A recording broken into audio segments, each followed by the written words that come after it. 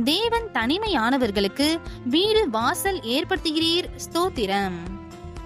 உம்முடைய தயவினால் ஏழைகளை பராமரிக்கிறதற்காக ஸ்தோத்திரம். ஊழியக்காரர் மேல் பரிதாபப்படுகிறவரே ஸ்தோத்திரம்.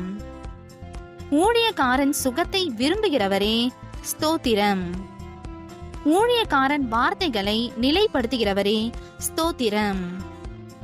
ஊழியக்காரரை அக்கினி ஜுவாலையாக மாற்றுகிறவரே ஸ்தோத்திரம்.